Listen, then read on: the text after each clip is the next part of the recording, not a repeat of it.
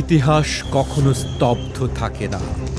রক্তে লেখা ইতিহাস নিজেকে তুলে ধরে সময়ের দর্পণে। যে ইতিহাসের শুরু হয়েছিল শিক্ষার্থীদের ন্যায্য অধিকারের দাবিতে, আর শেষ হয়েছিল 15 বছরের এক দীর্ঘ স্বৈরাচারী শাসনের পতনের মধ্য দিয়ে।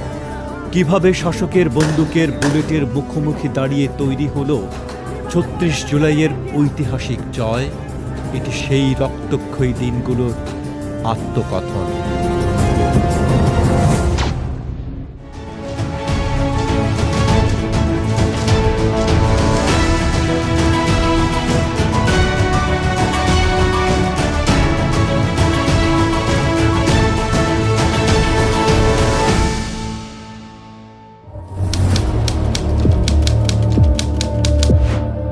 সরকারি চাকরিতে 30% মুক্তিযোদ্ধা কোটা পুনর্বহালের হাইকোর্টের রায়ের পর রাজপথে নামে ঢাকা বিশ্ববিদ্যালয়ের সাধারণ শিক্ষার্থীরা। গঠিত হয় বৈষম্য বিরোধী ছাত্র আন্দোলন। 1 জুলাই থেকে বৈষম্য বিরোধী ছাত্র আন্দোলনের ব্যানারে ঢাবি, জাবি, রাবি, চবিসহ দেশের শীর্ষ বিশ্ববিদ্যালয়ে শুরু হয় আন্দোলন। রাজপথে প্রথম ধ্বনিত হয় স্লোগান, কোটা না মেধা, মেধা মেধা, সারা বাংলায় খবর দে, কোটা প্রথার কবর দে।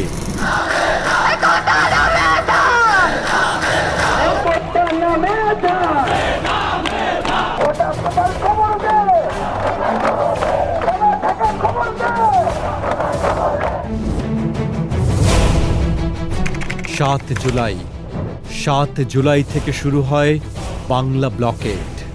10 জুলাই সকাল 10টা রাজধানীর শাহবাগ, সায়েন্স ল্যাব, নীলক্ষেত ও আগারগাঁও থেকে শুরু করে দেশের প্রধান প্রধান মহাসড়ক অচল করে দেয় তরুণ সমাজ। স্থবির হয়ে পড়ে পুরো দেশ। 14 জুলাই 2024 বিকেল 4টা গণভবন। চীন সফর শেষে তৎকালীন প্রধানমন্ত্রী শেখ হাসিনা সংবাদ সম্মেলনে ভাষণ দেন। এক পর্যায়ে তিনি বলেন, মুক্তিযোদ্ধাদের নাতিপুতিরাও পাবে না, তাহলে কি রাজাকারের নাতিপুতিরা পাবে? তার এই বিতর্কিত মন্তব্যের পর ক্ষোভে ফেটে পড়ে পুরো দেশ। মাঝরাতে ঢাকা বিশ্ববিদ্যালয়ের হলগুলো থেকে হাজার হাজার শিক্ষার্থী বেরিয়ে এসে রাজপথ কাঁপিয়ে স্লোগান দেয়, তুমি কে, আমি কে, কে বলেছে, কে বলেছে। চেয়েছিলাম অধিকার, হয়ে গেলাম রাজাকার। স্বৈরাচারের গদিতে আগুন জ্বালো একসাথে।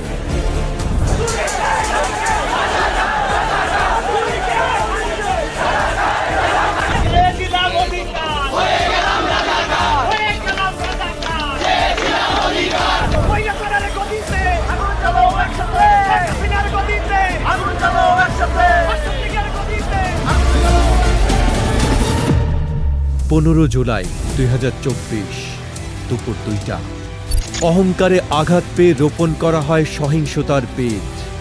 15 জুলাই রূপ নেয় প্রকাশ্য সংঘাত। তৎকালীন ক্ষমতাসীন দলের হেলমেট পরা ছাত্র সংগঠন ও আইন শৃঙ্খলা বাহিনীর যৌথ হামলায় রক্তাক্ত হয় ঢাকা বিশ্ববিদ্যালয় ক্যাম্পাস। রোকেয়া হলের সামনে ও মল চত্বর। রড ও লাঠির আঘাতে রক্তাক্ত হন 3 শতাধিক শিক্ষার্থী।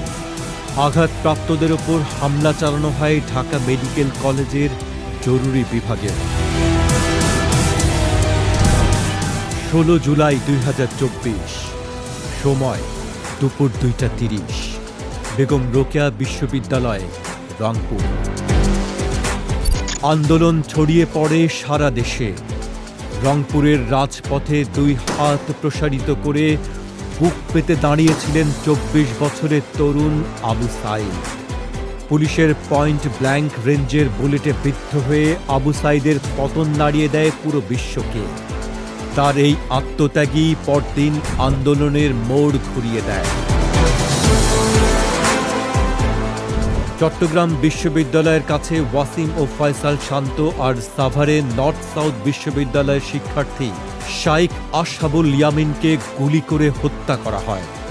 ওই একদিনেই রাজপথে ঝরে পড়ে 6টি তাজা প্রাণ। চারদিকে আওয়াজ ওঠে, আমার ভাই মরল কেন? প্রশাসন জবাব চাই।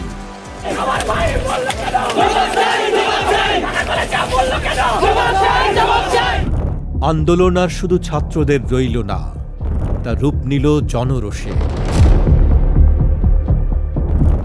17 জুলাই নিহতদের স্মরণে গায়েবানা জানাজা আয়োজনের চেষ্টা করা হলে ঢাবি জাবিসহ সব বিশ্ববিদ্যালয় ক্যাম্পাসে টিয়ার গ্যাস ও সাউন্ড গ্রেনেড ছোড়ে পুলিশ। রাতের আধারে ছাত্রদের হল ত্যাগ করতে বাধ্য করা হয়। 18 জুলাই ডাকা হয় কমপ্লিট শাটডাউন।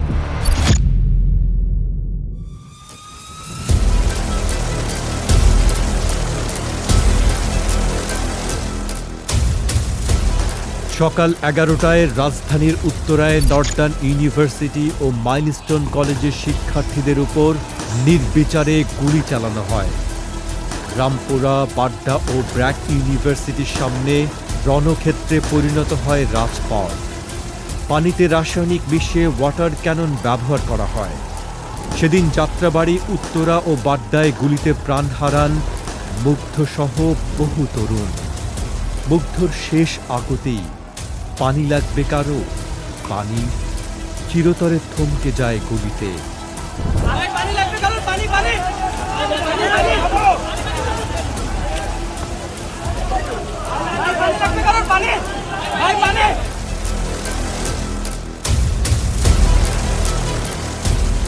সেদিন বাতাসে প্রতিধ্বনিত হচ্ছিল স্লোগান, বুকের ভেতর অনেক ঝড়, বুক পেতেছি গুলি কর।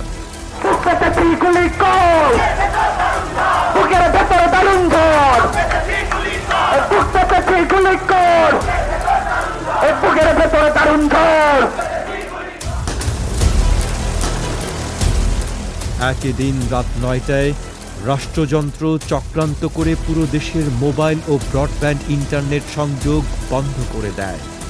বাংলাদেশ প্রবেশ করে এক অন্ধকার ব্ল্যাকআউটে। 19 জুলাই 2024, সময় রাত 12টা। মধ্যরাত থেকে জারি করা হয় দেশব্যাপী কারফিউ, সেনা মোতায়েন।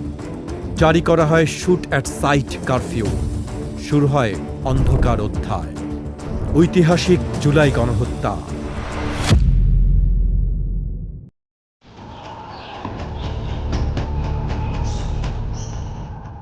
ইন্টারনেট ব্ল্যাকআউটের সুযোগে যাত্রাবাড়ি, শনিয়াখড়া, রায়েরবাগ, মোহাম্মদপুর ও মিরপুরে চলে বেপরোয়া দমন-পীড়ন। হেলিকপ্টার থেকে ফেলা হয় টিয়ার গ্যাস ও রাবার বুলেট। ওই দিন সারা দেশে প্রাণ হারান অন্তত 66 জন। 21 জুলাই 2024, সুপ্রিম কোর্ট। সুপ্রিম কোর্টের আপিল বিভাগ কোটা কমিয়ে 7% নির্ধারণ করে, কিন্তু ততক্ষণে নদীর পানি বহু দূর গড়িয়েছে। হাজারো সহপাঠীর রক্ত দেখে ছাত্র সমাজ আর কোটা আন্দোলনে সীমাবদ্ধ ছিল না। 26 জুলাই, আন্দোলন দমাতে সমন্বয়কদের তুলে নিয়ে যাওয়া হয় ডিবি কার্যালয়ে। এদিন রাজধানীর গণস্বাস্থ্যনগর হাসপাতাল থেকে নাহিদ ইসলাম, আসিফ মাহমুদ ও আবু বাকের মজুমদারকে তুলে নেওয়া হয়। 27 জুলাই, সায়েন্স ল্যাব এলাকা থেকে ডিবি হেফাজতে নেওয়া হয় সার্জিস আলম ও হাসনাত আবদুল্লাহকে। 28 জুলাই, ভোরে বাসায় হানা দিয়ে নিয়ে যাওয়া হয় নুসরাত তাবাসসুমকে। জোরপূর্বক বিবৃতি দিয়ে আন্দোলন প্রত্যাহারের নাটক সাজানো হলেও রাজপথ তা প্রত্যাখ্যান করে। 30 জুলাই 2024, ডিজিটাল প্রতিরোধ। জুলাইয়ের লাল রঙে ছেয়ে যায় ফেসবুক সহ সামাজিক যোগাযোগ মাধ্যম। প্রতিটি মানুষ তাদের প্রোফাইল লাল করে জানান দেয়, আমরা শহীদের রক্ত ভুলিনি। 3 আগস্ট 2024, সময় বিকেল 5:30, কেন্দ্রীয় শহীদ মিনার। শহীদ মিনারে উপস্থিত হয় লাখো মানুষের জনসমুদ্র। অভিভাবক, শিক্ষক, সুশীল সমাজ, রিকশা চালক থেকে শুরু করে সর্বস্তরের মানুষ রাজপথে নেমে আসেন। রাজপথ তখন নতুন স্লোগানে মুখরিত। দফা ১, দাবি ১, স্বৈরাচারের পদত্যাগ। দফা ১, দাবি ১, খুনি হাসিনার পদত্যাগ। দফা ১, দাবি ১।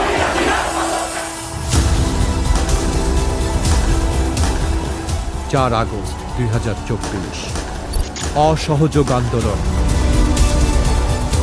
৪ আগস্ট ছিল ইতিহাসের অন্যতম রক্তক্ষয়ী দিন। সায়েন্স ল্যাব, শাহবাগ, ধানমন্ডি, উত্তরা ও যাত্রাবাড়িতে মুখোমুখি সংঘর্ষে রাজপথে ঝরে পড়ে আরও শতাধিক প্রাণ। পুরো ঢাকা পরিণত হয় বারুদের স্তূপে। রক্তের স্রোত ডিঙিয়ে আন্দোলনকারীরা ঘোষণা দেন পরবর্তী দিনের কর্মসূচি, মার্চ টু ঢাকা।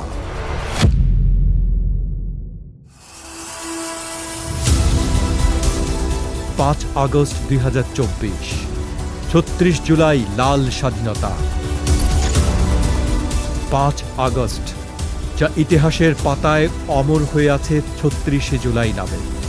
সব বাধা, কারফিউ ও রক্তচক্ষু উপেক্ষা করে ভোর থেকেই ঢাকার প্রবেশপথগুলো দিয়ে হাজার হাজার মানুষ ঢুকতে শুরু করে।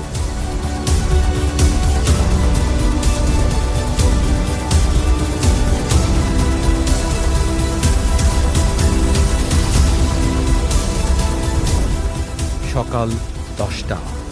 লাখ লাখ মানুষ উত্তাল সমুদ্রের মতো ঢাকার রাজপথে প্রবেশ করে। যাত্রাবাড়ি, উত্তরা, মিরপুর, সায়েন্স ল্যাব থেকে গণভবনের দিকে জনস্রোত। পঙ্গপালের মতো মানুষ নেমে আসে রাজপথে। সকাল ১১টা ৩০। সেনাপ্রধান ও জ্যেষ্ঠ সামরিক কর্মকর্তারা শেখ হাসিনাকে জানান, অগণিত জনতার উপর গুলি চালিয়ে আর নিয়ন্ত্রণ সম্ভব নয়। দুপুর ১টা ৩০। শেখ হাসিনাকে পদত্যাগের জন্য ৪৫ মিনিটের চরমপত্র দেয়া হয়। দুপুর ২টা ৩০। শেখ হাসিনা পদত্যাগপত্রে স্বাক্ষর করে সামরিক হেলিকপ্টারে চেপে ছোট বোন শেখ রেহানা সহ ভারতে পালিয়ে যান।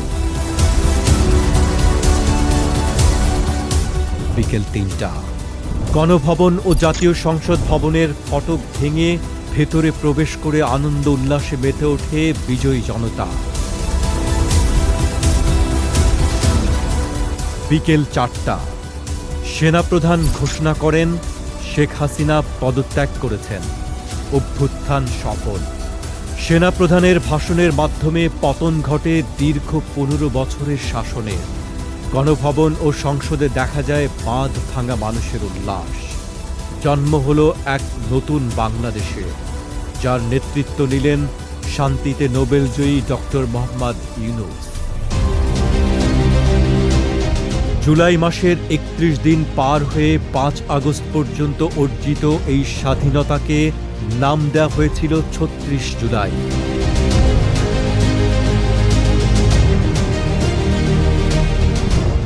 আবু সাঈদ, মুগ্ধ, ফারহান ফাইয়াজদের রক্তে ভেজা এই বাংলাদেশ আর কখনো স্বৈরাচারের কাছে মাথা নত করবে না। এই অভ্যুত্থান কেবল একটি শাসনের পতন নয়, এটি ছিল অন্যায়ের বিরুদ্ধে তারুণ্যের অদম্য বিজয়ের মহাকাব্য। এই রক্তস্নাত বিজয় কোনো সাধারণ রাজনৈতিক রদবদল নয়, এটি একটি প্রজন্মের স্বাধীনতার গল্প। সহস্রাধিক শহীদের প্রাণ এবং হাজার হাজার পঙ্গুত্ব বরণ করা মানুষের রক্তের উপর দাঁড়িয়ে তৈরি হয়েছে এই নতুন বাংলাদেশ। জুলাইয়ের এই আত্মকথন আমাদের মনে করিয়ে দেয়, অন্যায়ের প্রাচীর যত উঁচু হোক, জনস্রোতের কাছে তা ভেঙে পড়তে বাধ্য।